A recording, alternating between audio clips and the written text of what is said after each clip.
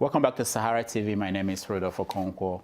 This is the feedback, the Skype call segment when we take your calls on some of the topics we've been discussing today.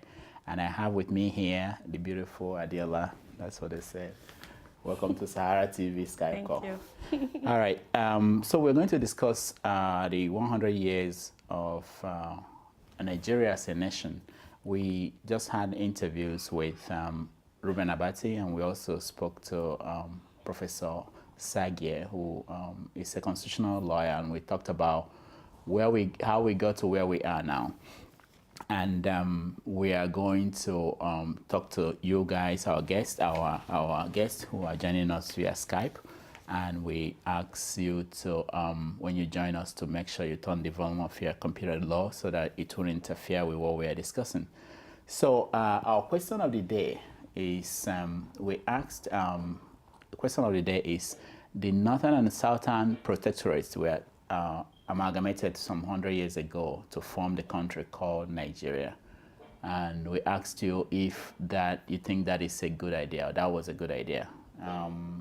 So we're going to take the Skype calls, and then we read some of your comments on Facebook and Twitter, and then join us with the conversation. So let me start with you, Adiola. So far, what is the sense of what Nigerians think about this topic, about 100 years of Nigeria's existence as a nation? Actually, it's been mixed feelings. Some people are saying that the amalgamation is actually not necessary because it wasn't in the best interest of the Nigerian tribes. But some people are saying that it's the best thing that has happened to us in Nigeria. But as we go along, I'm going to pull up some of the answers to the question of the day to read some of them for you. Okay. So people who are joining us now, we have Osaze. He's joining us from Texas. Osaze, welcome to Sahara TV. Thank you. Happy New Year to you. Happy New Year to you. From Canada, we have Kolijo. Kolijo, welcome to Sahara TV. It's my pleasure. Thank you. Kolijo, your audio is low. Maybe you can raise it up a little bit. From Turkey, we have Abubakar. Abubakar, welcome to Sahara TV. Thank you once again. Okay. All right. So, Nigeria on the 1st of January 2014 became 100 as a nation. What is your assessment, Osaze? We have come a long way, and we still have a long way to go. I know some people are seeing it as a failed project, Nigeria as a nation. I don't necessarily think so. The country is blessed with a lot of natural resources. It's blessed with human resources. Though we've not been fortunate to maximize all the potentials we have, we've not been blessed with leaders with vision. I think that also have to do with the people. Sometimes we always point a finger at those that are the ends of affair, like the president. But what of we, the people? That we always, in most cases, glorifying those in power, the praise singers in Nigeria. And Nigeria populace, and we ourselves, we have a lot of blame to go around. Look at when the last time I traveled to Nigeria, when the plane was about to take off, when they were saying, turn off your cell phone, that is when some people started making phone calls. The people don't obey traffic laws. So people get the type of leaders that they deserve.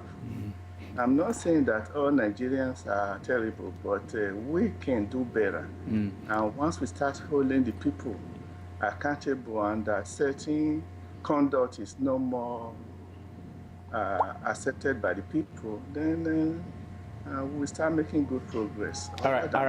Thank you. Yes. Thank you, Osaze. We'll come back to you. Kolijo, so he was talking about people being responsible, but there's a bigger question, which is, the people of Nigeria, did they have any say in the making of Nigeria? We asked that question because we also know that next month the president is going to kick off a national conference. And when we talked to Professor Saze, I asked him if that is an indication that Nigeria has not worked. And he said that's the reason why we're having that conference. So what is your take about where Nigeria is today and where we need to go? Yeah, before I start to explain that, I have to tell you that Nigeria is just like a Peugeot, an old Peugeot, the first Peugeot 504. That's how Nigeria is. And but it's that, like, Nigeria is like that Peugeot, and they are still managing it in this 21st century. So, and which all the parts are not available. That's how Nigeria is. So, although we survived 100 years, it's a manageable one. We managed, we passed through, make sure we got to this day. That's a good achievement anyway, but it's not an achievement that we should be celebrating. So now, one of the questions you asked Robert Abati, which I was glad, is that if we are together, where are we having, if the project of Nigeria have worked, why are we having a national conference? That alone, shows that nothing has actually worked. We're just managing. That's the problem. So I don't see any point where we should celebrate or the 100 years of this. Because I don't know whether Nigerians came together, to agree whether we should have the whole project of Nigeria. Professor Sazi said no, it didn't happen. Abubakar, Yes. what is your take on Nigeria at 100? Actually, I think there is nothing to celebrate as far as our development is concerned. If we look at the history of our country, actually our past leaders have not done enough for Nigerians. So there is nothing, if there is anything to celebrate for this 100 years, it's nothing rather than our being together as one entity. Hello? Okay, go ahead. Hold on, okay. Let's hear from our social media what people are saying. So during the interview, actually, the professor said that the amalgamation was done for economic reasons. He said Northerners were at a financial loss, and the amalgamation was done so that the surplus of the South could cover the loss. Now, some people seem not to agree with that. Some do. But Naala Mohammed Zaga says that amalgamation took place in 1914 and oil was discovered in 1957 in the South. So he's saying that it's not possible to reconcile this claim by Professor. And also Abiodun Tumbosun Ogunleye says what happened to rice, tomatoes, onions, yam, pepper, livestock in large scale that Hausa people do produce. And also I'd like to read the comment made by hold on.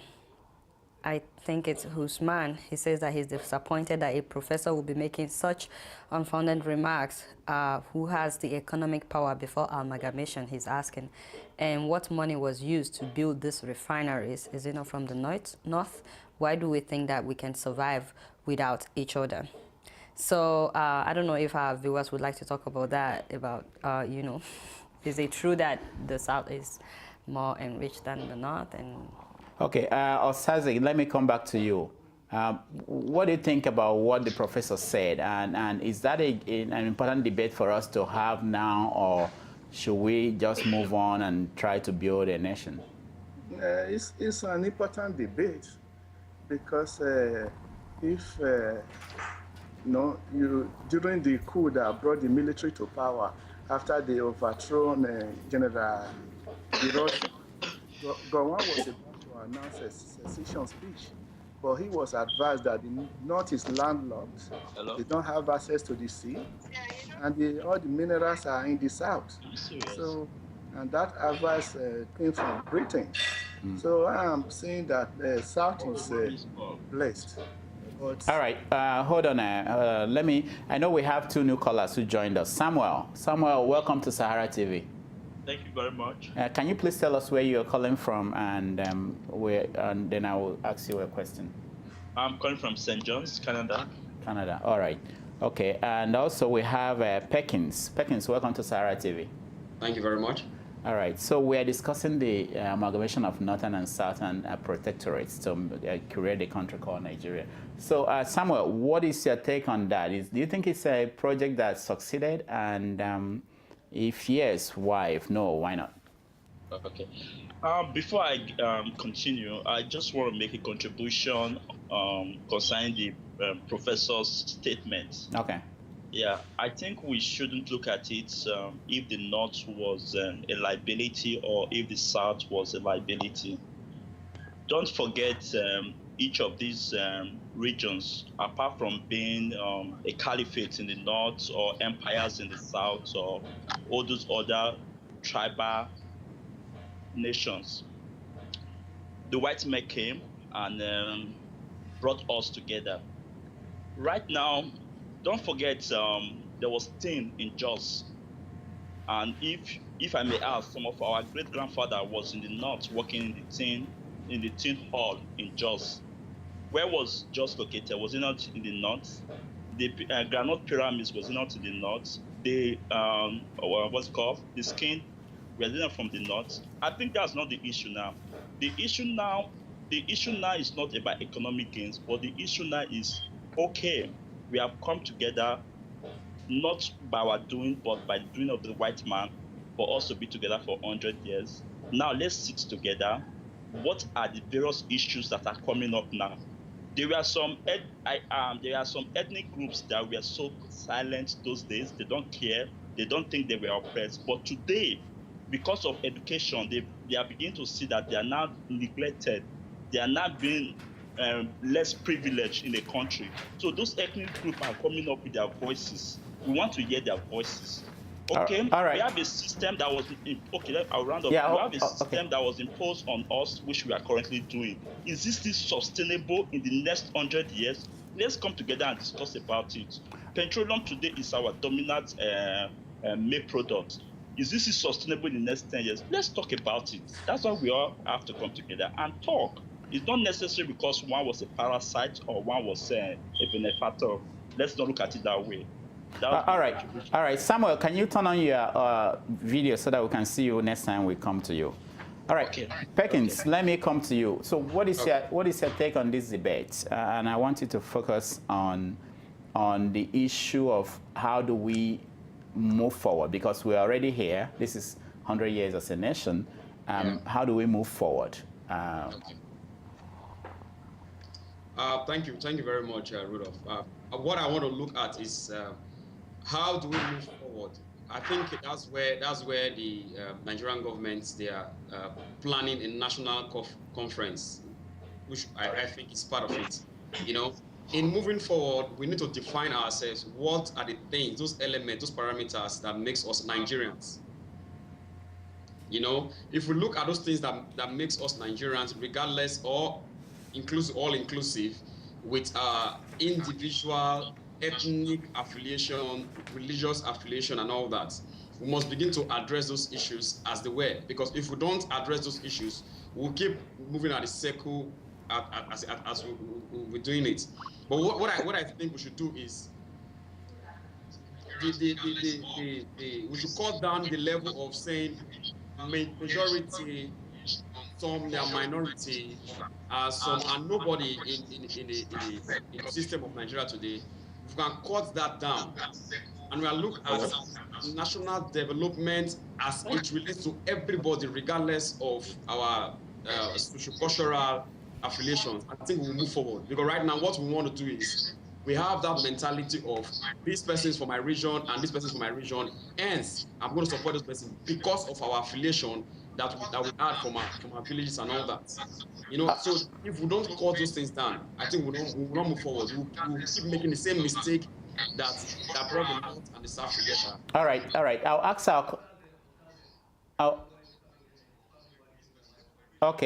our callers to turn down the volume of their audio. Osaze, I understand that it's your line. Please turn down the volume of your audio. You can watch this later when we're done. Okay, go ahead. No, I think it's interesting that last caller talked about the national conference coming up, because the professor actually said something about that. He said the national conference may be the last chance to save Nigeria.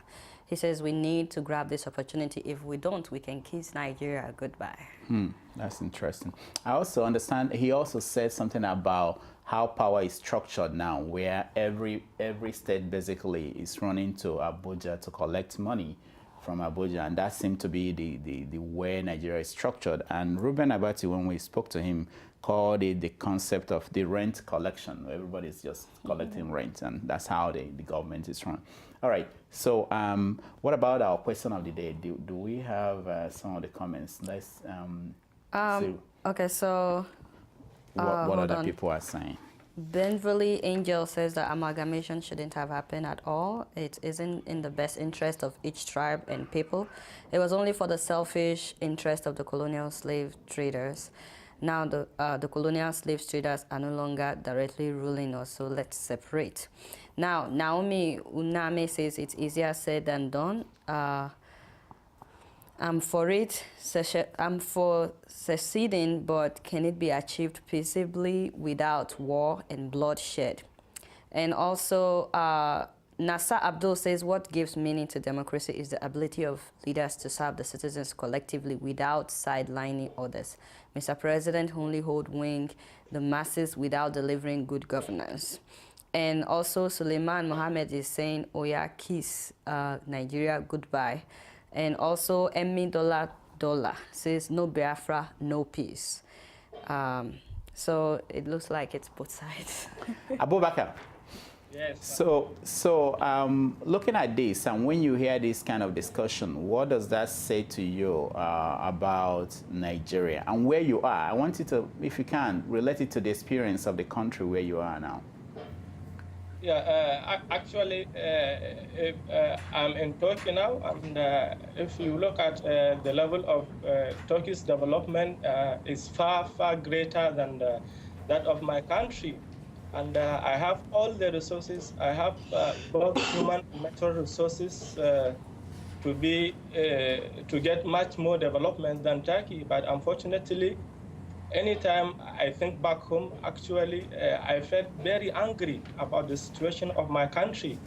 This is 100 years, and this is about 53 years of our independence. But it's like we are still revolving, we are still within one cycle. We are no longer moving forward. So I think we, both the leaders and Nigerians, we need to change our attitudes. What we need is attitudinal change. We, and on the side of our leaders, they should change their attitudes towards the governance. They should provide more jobs. They should try and alleviate poverty issues. They should try and avoid any ethnic politics. They should try and exploit our differences to make the country develop. Now, Abubakar, let me ask you, because I hear this issue of attitude, changing attitude. How do we actually get that to happen? I can confess that I don't know how societies change their attitude. Do you know how that could be done? Actually, it's all about purging one's mind. We need to purge our minds and get rid of all negative thinking about the people we stay with and about how people are being led. Okay. Yeah, that's what I think. It's on individual basis. On the masses basis, the followers, they should purge their minds. On the leader side, they should also purge their minds. They should do more things. They should make, if you look at some statistics and indexes of trust in government, most of Nigerians don't trust the government. Why? Because of the bad governance that we have been experiencing since. So on the leader side, they need to change. And if you look at the leaders, they came out of us. Does that mean they reflect the society? If you think it this way. So I think all of us need to change. Not only, we will not blame only the leaders, but they will be blamed most. But they are out of us. Are we all like this? I think we need to change. That's all. We should forget our differences. We should even use the religious and ethnic differences among us to develop ourselves. Okay, thank you. Actually, personally, I don't know if the amalgamation, if it's a good thing or if it's not. A lot of people are for it, a lot of people are not. But since it's happened, I feel like we could have made better use of that opportunity to explore our diversity. I feel like in Nigeria, we don't explore other cultures enough. Some people have lived among other tribes, but it's not enough. I wish all Nigerians would, learn the other languages, and there are a lot of Nigerians that only speak their language. I must say that a lot of people are exploring other cultures, but I wish that we would know more about the different cultures, the different tribes in Nigeria, and actually use that for our own advantage. But then it comes back to the type of leadership that we have. If you have the right leadership, then things will fall in place, because Nigeria is not the only country that has different tribes matched together. So. Yeah, but also when you say something about learning the cultures, that's why they had the National Youth Service. The goal was to get people to move around. It's not doing what it should now. A lot of coppers are being killed in, territories that are dangerous. But what I'm trying to say is, if not for the amalgamation, you wouldn't get to know me, Rudolf. And that would have been a terrible thing. And of course, I would not get to know you. But so I feel like we could actually use it for our advantage. But that's if everything else falls in place. I often say that the ideals of Nigeria, they've been found difficult and left untried. It's not that the ideals are not there, but the people who run the country and the citizens, they found it difficult and they decided not to try it. So let's go back to the discussion. Let me come to you, Kalijo. So I asked Ruben and also the professor, there's a chance now to have a national conference, whether it's for real, whether the president is really honest about that, but there is a chance. And part of the goal, based on what Professor Sagi suggested, is that we should go back to the foundational constitution we had in the 60s before the military coup, where the regions had a kind of autonomy where they could develop at their own pace and do things without depending on the federal government to make up their economy and survive. Do you think that is possible now in today's Nigeria? That's a kind of tricky question, but again, the problem we have again is our constitution. We have a constitution that glorifies and and promotes corruption. It's a constitution that endorses corruption. I'm talking about a constitution that you cannot check and say, oh, where is the money for pension? Where is it going to? Who is eating this money?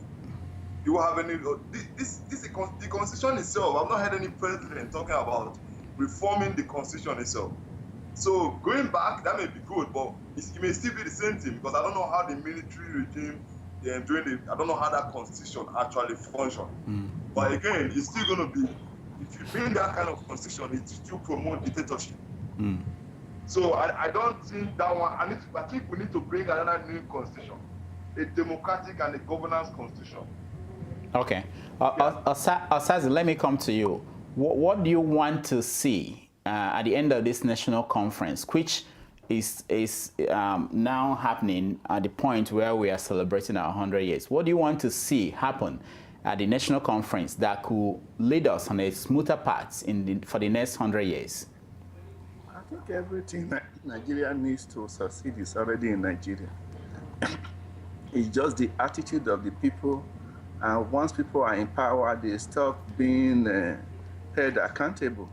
The constitution is there. Why is that? Let me stop you there. Why is it that people, when they get into power, they stop being accountable to the people that got them there? Why do you think that is the case?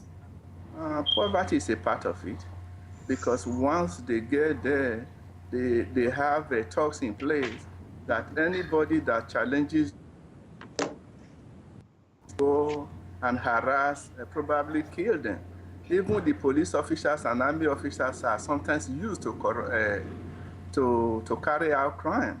But you can see in my state there are instances where somebody is already in the Senate and somebody just declared that he wants to challenge them, and they are dead the following day.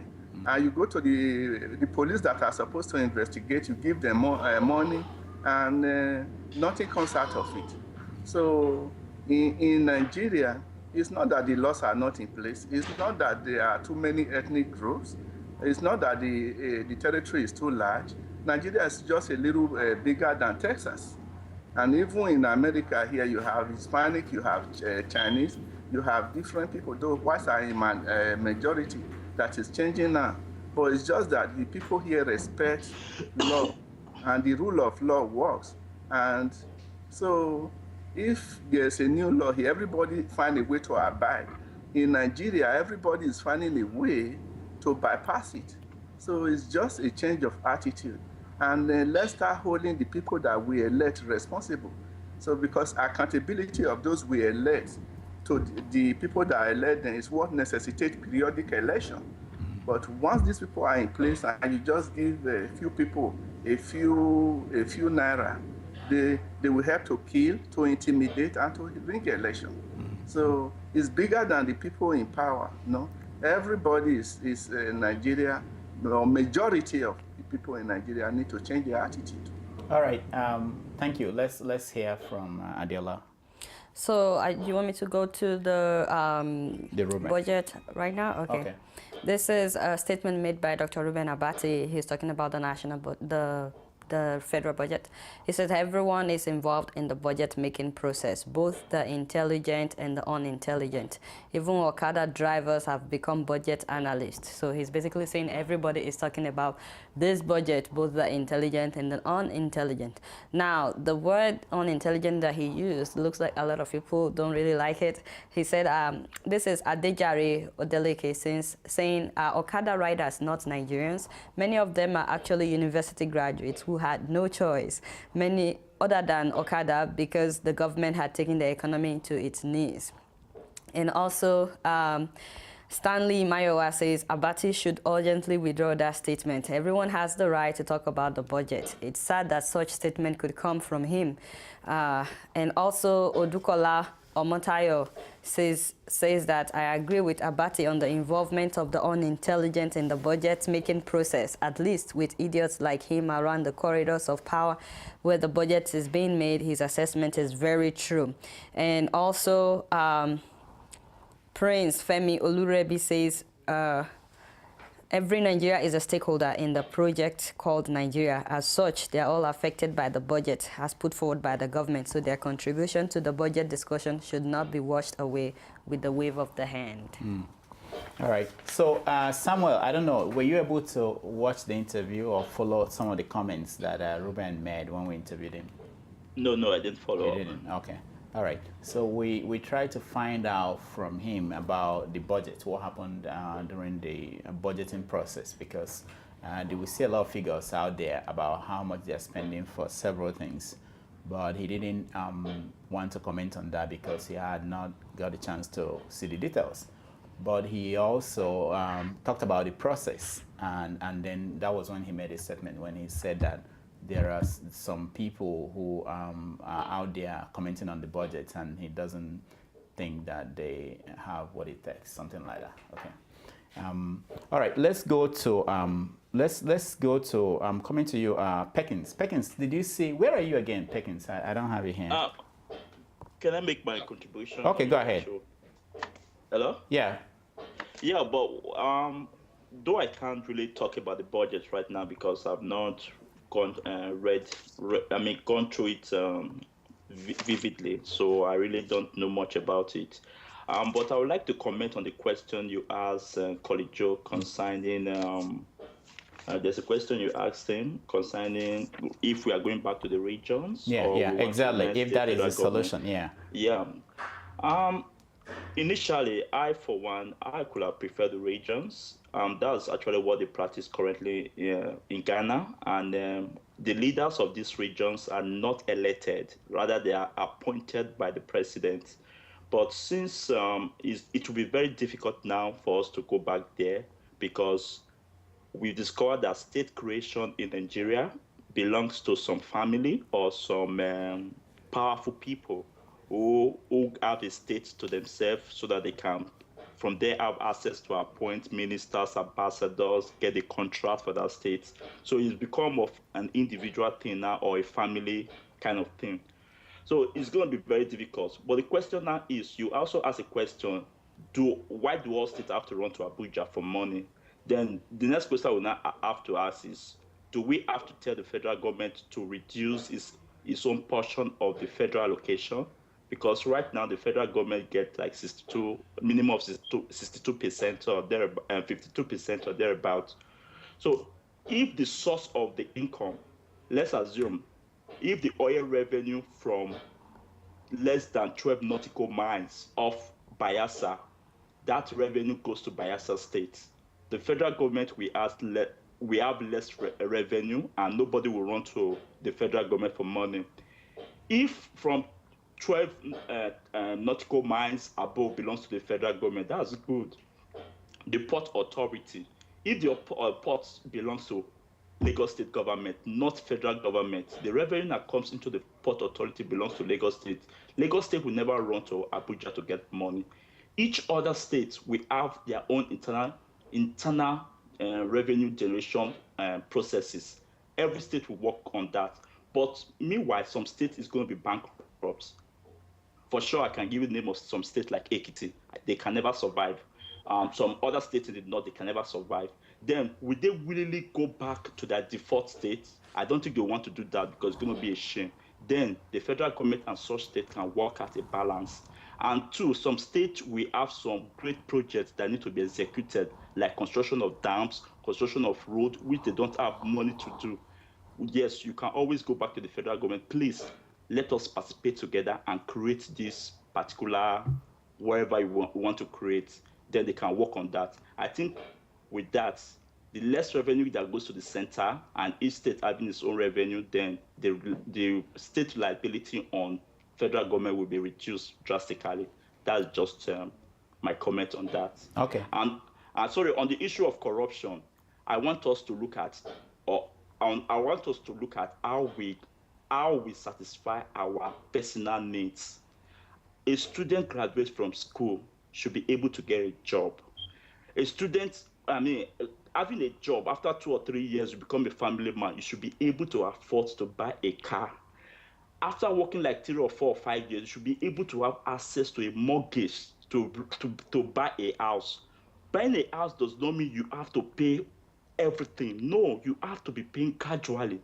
Those systems that are working in a vast country where you are, where I am, we can go back and start implementing those things. Those are only the things that will reduce corruption. Or else, nobody, that would be the only thing that will reduce corruption, because at the end of the day, look at all our officers. The moment they get into all these positions, the next thing, they start building houses, they start buying cars, because these are the things they lack from beginning. So they see this is an opportunity to get those things back. But those are the basic things of life.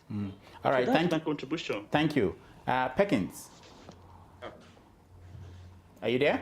Yes, I'm here. Okay. So the original question I asked, what do you think about the structure that probably could take care of some of these fundamental problems that we have identified in the country, so that moving forward for the next 100 years? I think the question you wanted to ask was about Ruben Abati. I'll just talk about that. Look about the structure. Okay. Okay. Yeah. Briefly, I want to say when I hear people make comments about what people say and how quickly we step to demand apology and all that, it baffles me.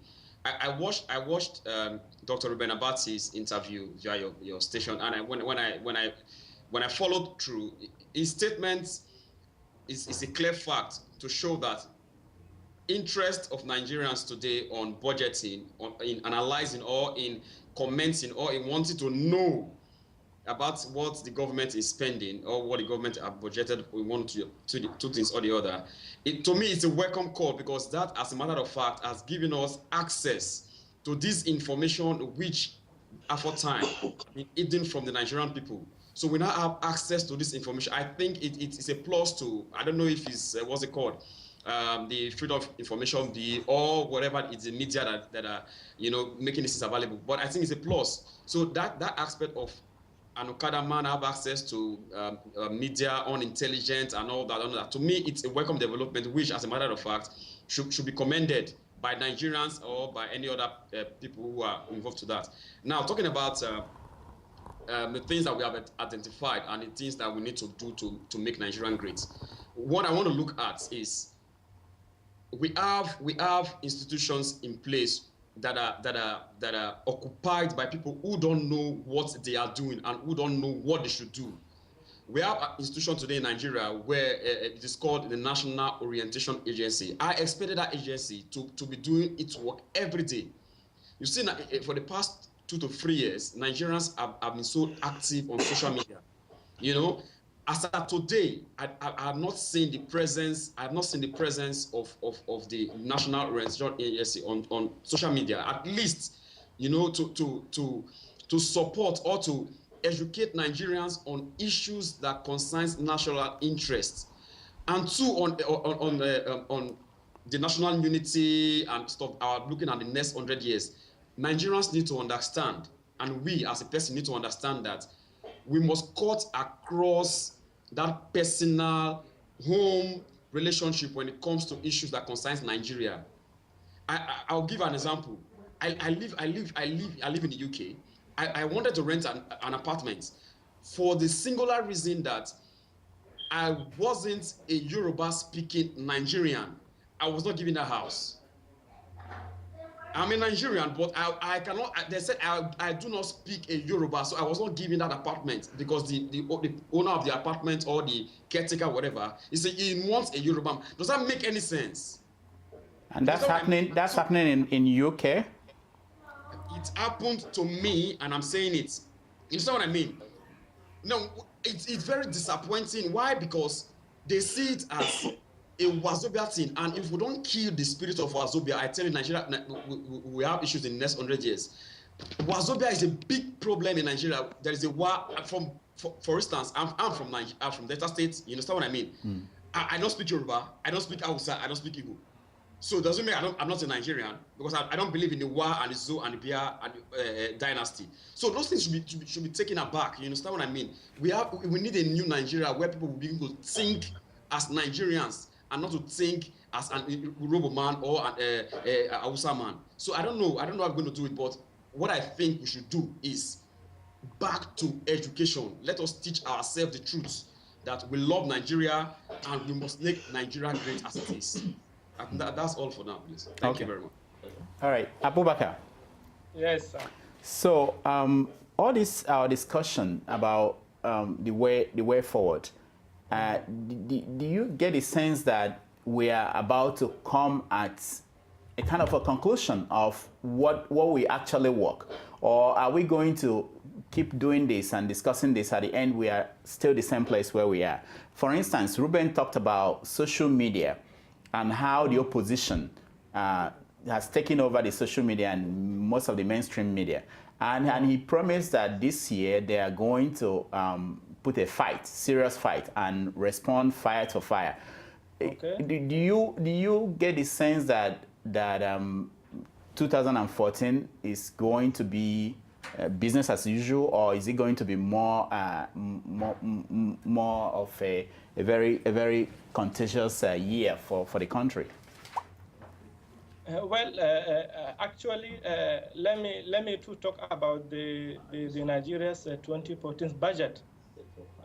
First of all, actually, when you look at the structure of next year's of this year's budget, it's like our federal government is not determined to any development projects for our country. The budget is not meant for the development of Nigerians, because if you look at the ratio between the recurrent and the capital expenditures of the budget, you will understand that. And if you look at it, okay, hold on, Abubakar. Somebody has the audio. 70% is recurrent, while 30% is capital. I think it should be reversed. And let me call the attention of the National Assembly. If they really meant for the people who cast the vote for them in 2011, I think they should reject this budget to Mr. President. They should suggest that it should be reversed. the 70 should be capital if it meant for the development of Nigerians, not for the few people who are in power. Let them copy from what happened in Kano State. The 68% capital, while 32 is recurrent. This is something very nice. It should replicate at the federal level. If they mean it, that means if it goes like this, Nigeria will remain as it is today. It will continue in such a dilapidated state. There won't be any much development in the next 100 years if it will continue like this. And we don't pray for such to continue in our dear country. That's a very good point, Abubakar. It's also important to mention that the budget is just as a proposal until the House and the Senate, until they approve it. It's not. The Senate should reverse it. Yeah, it's not yet a law, but it's a good point what you're making, and we are going to try to get one of the budget directors to come on the show. That will be very good. No, we are working on that, to come on the show and discuss the details of the budget. We're also looking at getting the House of Rep, the chairman of the Finance Committee, to come on the show to talk about these things. But it's a good point. Yeah, Rudolf. Yeah, go ahead. Yeah, I just want to add to it. You guys should not forget when ASU was crying for more money. Currently, the doctors are crying for more monies, and other organizations are coming up with more demands for the federal government to meet. So how do we reverse this? We are always telling them, federal government, answer them. You have more money. You have more money. Those what we are crying and supporting those group for, those trade union for, is what results to this recurrent expenditure increasing. So we should bear that in mind too. That's a good point. Do you have any? I don't know. I feel like if the government has set in place some structures, these unions wouldn't have to fight for some of this money that they are demanding for. Like, if, for example, if they've taken care of schools, academic, if they've taken care of educational structures, I don't think that HASU would have to go on strike in the first place and have to demand for the money. So, and also, if you look at some of the demands and some of the details of these strikes, you find out that in most cases it's something that the government agreed to, but they did not follow up. They did not follow up. And also, if you're running a serious government, you have to anticipate what will happen. So there should be increase in living expenses all the time, factored in, so that you don't wait for 10 years or 6 years and then you discover that what you are paying a doctor is less than what he should be making, because there has not been any increase in payments. So that may be some of the details. Another issue is that there's something called maintenance. I don't think we know about that word in Nigeria. Like some of these buildings that have dilapidated in so many of the schools, the money that it would have cost to maintain them over the years probably wouldn't be as much as the money that they now need to rebuild them. So if only we've been maintaining some of these structures, then ASU probably wouldn't have to demand for so much. Now, while we're on the budget, I want you to talk about what you saw about budgets for embassies, Nigerian embassies. Well, abroad. so definitely, like the last speaker that was just talking about capital and all these recurring expenses, I feel like the main issue is that it looks like the amount that the government is proposing for their own personal use is ridiculous compared to how much they are giving for the benefit of most of the citizens. And also there are some money that are just, it just doesn't make sense, some of the things they have in the budget, like over 800 million naira, I think, to power generators at Nigerian embassies overseas, including here in New York, in Washington, D.C. I mean, these are places in London, in South Africa, like places where they hardly ever take the light. Why do we need almost 1 billion naira to power generators at those places? And also, why would the president why would he need about 837 million naira to fuel his own generator? And last year he spent about 600 million naira. And this year that he said electricity would get better, he added about 200 million naira to the generator, to the fuel price. So those are some of the ridiculous things that I've seen so far being discussed in the media about this budget. And there's another one about some embassies having money saved for or budgeted for jets? For private jets and boats. But no Nigerian embassy has a private jet or a boat, but there is money set aside for that. And I think the most ridiculous one is that there's money set aside for building the railway in Mali, for Nigerian embassy in Mali to construct railway. Now, we don't own a train in Mali, and I don't think we're the ones to be constructing railway for them, but that's part of the budget. Okay, so in weeks to come, we are going to get some people who are supposed to be responsible for that budget, and we'll get them here and we ask them questions about what they have in the budget. Maybe we don't understand things. Maybe we are morons. Maybe we are Okada drivers. Okay, Osaze, let me come to you. Rudolf. Yes. Rudolf. Yes. Rudolf, Can you please help us with if you can publish this, if you have access to it, publish it out so that we can read and understand properly. Okay. All right. Yeah, please. Osaze, can I add to that? I want to say something. Okay, Carly Joe, go ahead. Osaze, I'll come to you next. You see, when Rudolf Abati was talking about unintelligent people discussing the budget, they are not just discussing the budget because there's anything important. They are discussing the budget. The whole thing that Jola just mentioned is what Nigerians are discussing in the budget. They are discussing those extravagant spendings. That's what he mentioned. Now he's saying as if they are discussing the budget, they are discussing, oh, they're going to build a road, already on a building road. No, they're not discussing that. They are discussing those things allocated to this elite class. That's what the people are discussing. That's what the common man on the street can relate to. If the common man see, oh, 800 million for fuel, the person will go crazy. So that's when you spark up those discussions among those people in that class. So they're not discussing anything like, oh, they're going to build this. No, those are the extravagant spending, which Ruben Abati felt he didn't mention that because he knows that. I actually forgot to mention that I read that there's a 14 million naira budgeted to feed 2 animals at Aso Rock. So apparently we have 2 wild animals at Aso Rock. We don't know the kind of animals they are. I think they're going to buy the animal with the money too. But I don't know what to say about that, considering the fact that Mr. President is actually a zoologist.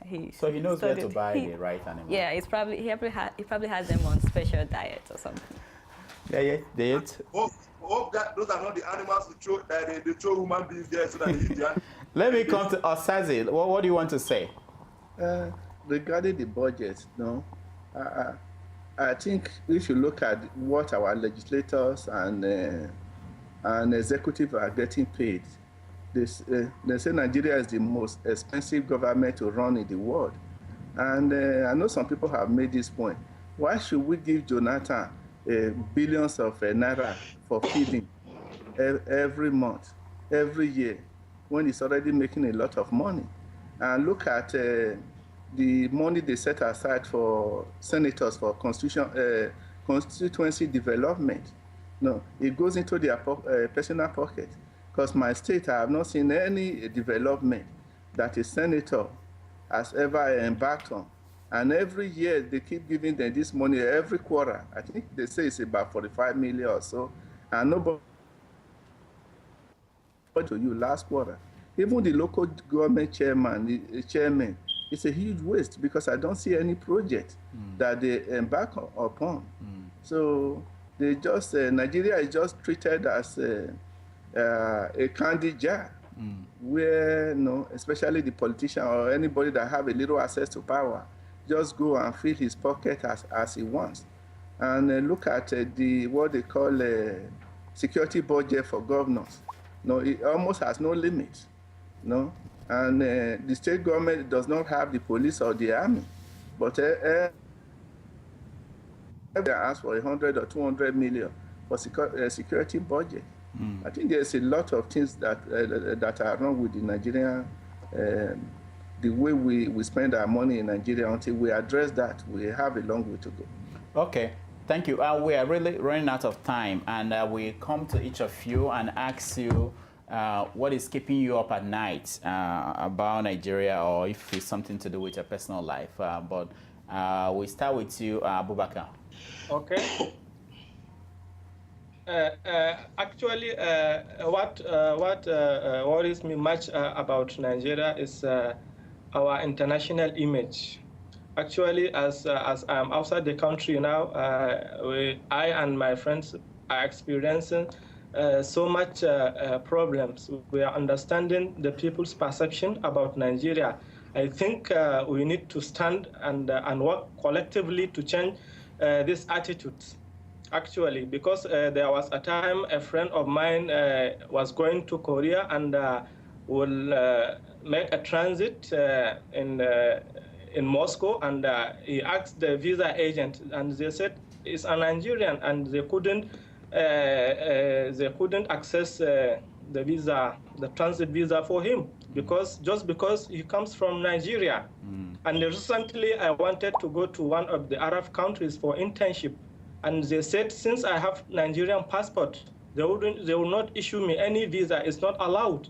This is very unfortunate, and it has been happening everywhere in the world. Do you know why, Abubakar? Do you have any idea why that is the case? Is it something to do with how Nigerians abroad behave, or how the government?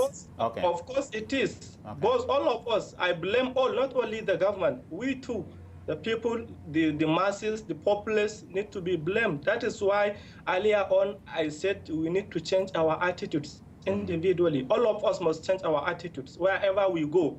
We should become good ambassadors of Nigeria. Like one of the guests said, he refused an apartment just because it's not Yoruba speaking. It's very disappointing, actually. I was very angered with what he said some Nigerians did to him. We should consider ourselves as one Nigerians. We should use our differences to develop ourselves.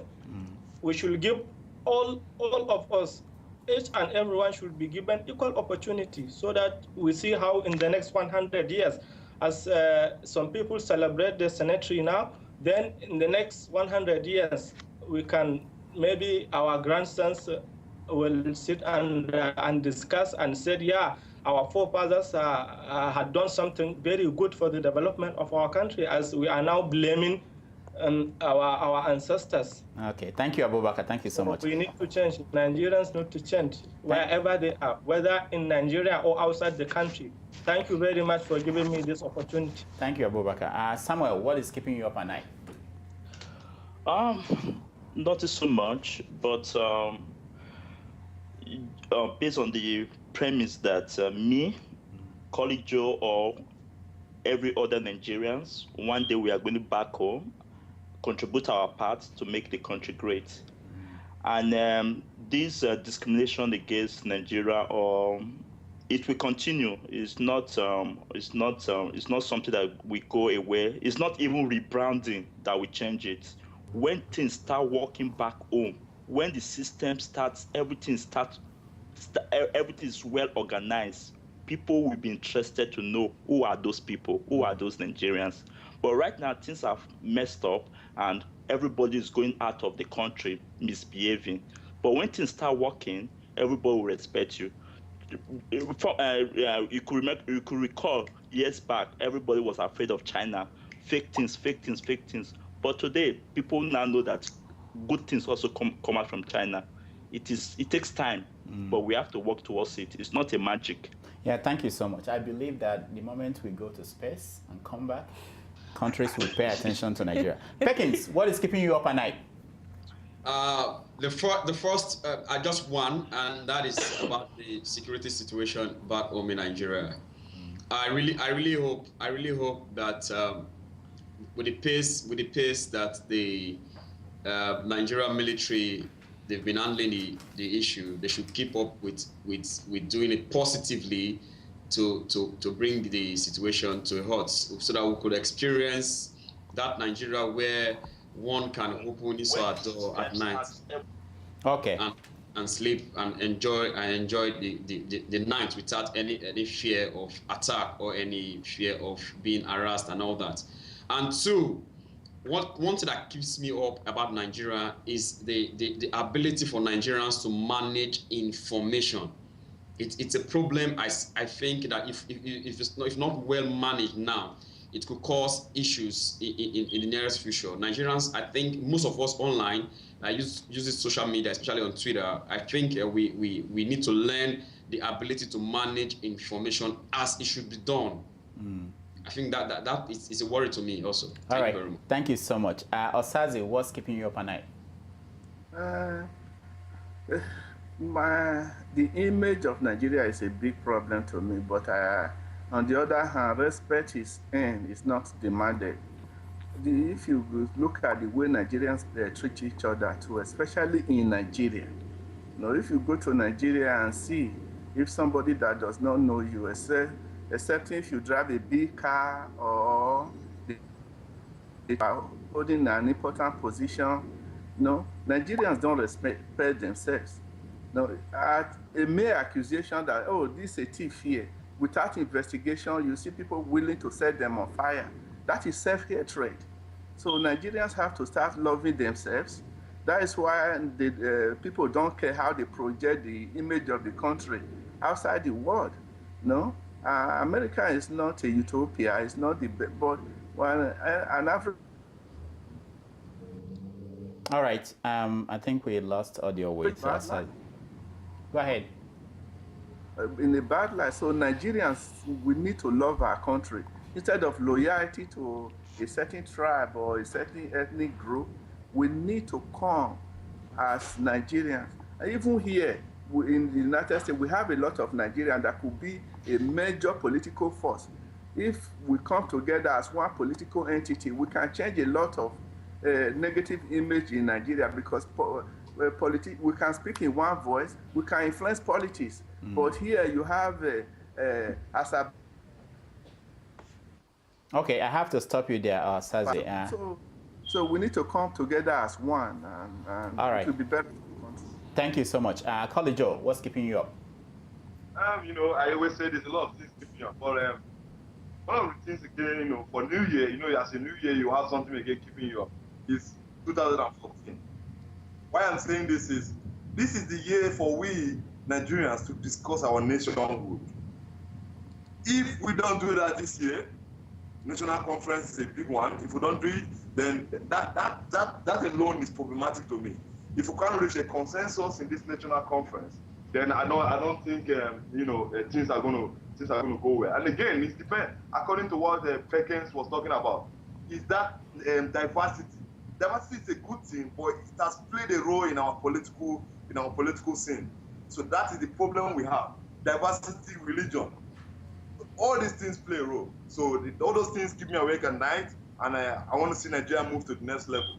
And I hope they're going to move to the next level. All right. Thank you so much. We want to thank Samuel in Canada, Perkins in UK, Abubakar in Turkey, Collie Joe in Canada, and Osaze in Texas. Thank you guys for joining us. Thank you very much. All right. Adiola, take it Okay, up. so I'm going to round up, but before I round up, Rudolf, I've been dying to know what keeps you up at night after you've asked everybody. And then I'll say what keeps me up as well before I did. You didn't tell me before the show started. Well, I stay up because I have to read the news. I have to comment on the news. I have to do what I do. So it's really Nigeria. That's how I stay up, and that's why. Okay, well, so if nothing keeps me up really, I sleep very well at night. But if I can say what troubles me when it comes to Nigeria is the fact that a lot of people a lot of young people are not involved. I won't say they don't care, but I feel like the battle for survival is the main thing that young people are into in Nigeria. We just want to get a good job, be able to get married, be able to do so many things. It's like we're not really involved. And before you know it, all these people that are making decisions for us, someday they will be gone, we'll have to be the ones. And either we like it or not, their decisions are affecting us right now. And I wish that more women especially would care about what's going on. And I wish that more religious leaders would care. Because some people like to say that pastors are not supposed to get involved in politics, but I'm a Christian. Whenever I read the Bible, they talk about kings, in the Bible. Oh, he did well, or he didn't do well. And prophets will approach them and stuff like that. So I wish Nigerians would just be more proactive about what's going on in their country rather than just commenting on Facebook.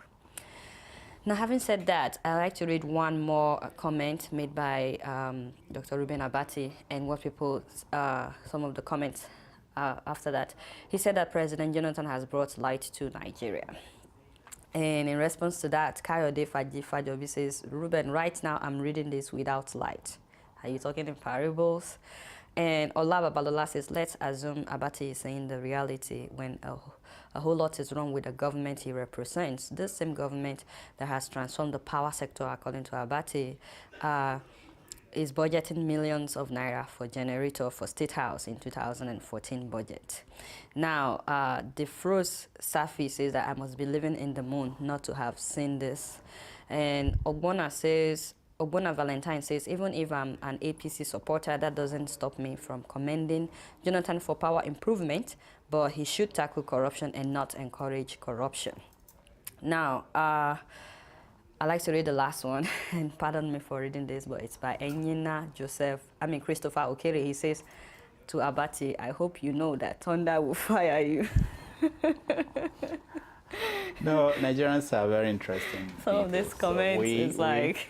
and we are doing well on social media, if there is a way of ranking performance of people. So we hope that we take it to the next level, you know. And I think it's making impact at home among the people who run the country. They are worried about that because they don't have control of that. They can control the people at home and the newspapers at home, but they really have no control of the social media, which is you. And we want to thank you for joining us today. We've come to the end of our program today. We are going to now show you Keeping It Real with Adiola and Dr. Damage's show. And please come back again next week. We'll be here and we'll talk more about the issues concerning Nigeria and Africa. On behalf of all the team that we have here, we have a lot of people behind the scene who are making this possible for you. I wanted to call their names, but they know I will forget somebody.